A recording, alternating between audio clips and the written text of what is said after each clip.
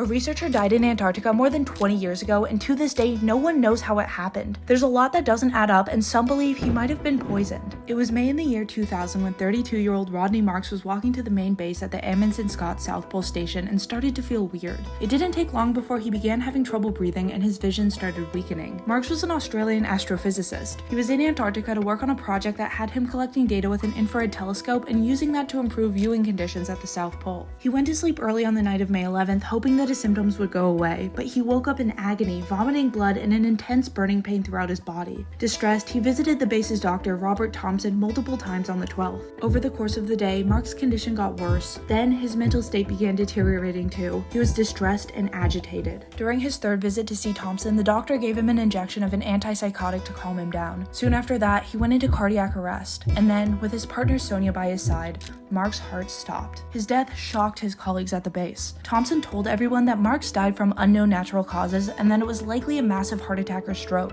Since Thompson wasn't certified to perform an autopsy, the team had to live with that answer for the time being. Because it was winter in Antarctica, it was too cold and dark for a plane to safely land and retrieve Mark's body. It would be 6 months before they could come get his remains. When an autopsy was finally performed months later, it came to light that Marks had approximately 150 milliliters of methanol, a cleaning product that's toxic even in small amounts, in his system. An investigation concluded that suicide was the least likely explanation, since Marks was, by all accounts, happy. Not to mention that when he visited the doctor, Marks seemed genuinely distressed and confused about his condition. Some also believe that it was unlikely that he accidentally drank it because he was an experienced scientist who knew just how lethal methanol was. There were only 49 other people stationed at the base with no way in or out of Antarctica at the time of Mark's death. New Zealand authorities reached out to all 49, but only 13 cooperated with the investigation. The case sort of stalled after that, in part because they had no leads, but also because jurisdiction over Antarctica is complicated. Marks was from Australia, the research station he was at is run by the US, and the territory it's on is claimed by New Zealand. So New Zealand led the investigation, but American authorities refused to cooperate. It was incredibly messy, and to this day, no conclusions have been drawn, so Mark's death has remained a mystery. But he will be remembered for being friendly, kind, and witty.